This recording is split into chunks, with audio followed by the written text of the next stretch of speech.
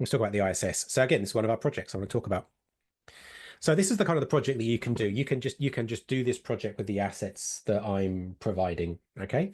This is more kind of step by step than the previous ones. If you do want to do your own concepts, like you want to do more into kind of the wind farms or anything else really, that's completely up to you. But as a kind of a basic, you can follow along with this ISS project.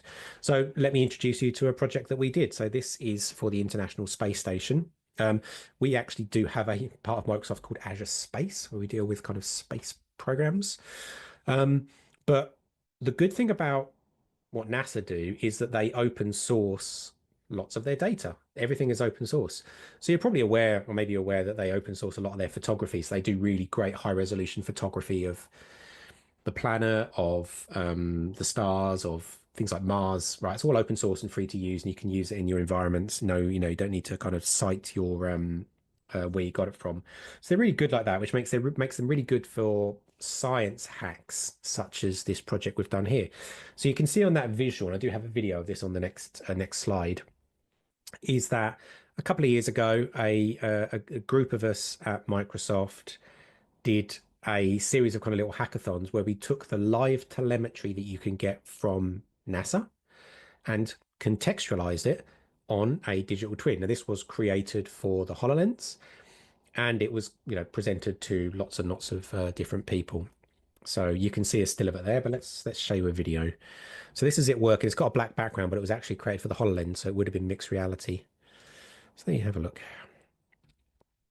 So again, you're starting to see those common elements. You've got the model of the ISS itself in the center, and you've got a couple of data panels. So these data panels are not contextualizing on the model itself, which is what we're going to do. They're kind of floating on the kind of the panels next to it.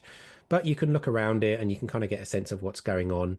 We did have a version of this. Unfortunately, it's not working anymore, where we had the actual panels going kind of red, amber, and green, depending on kind of alerts and stuff.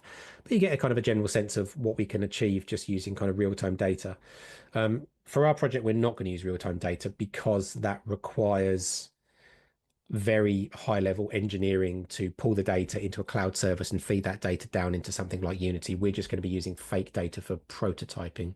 But you can kind of see what you can achieve with just a few kind of simple UI elements and a model in a virtual reality space.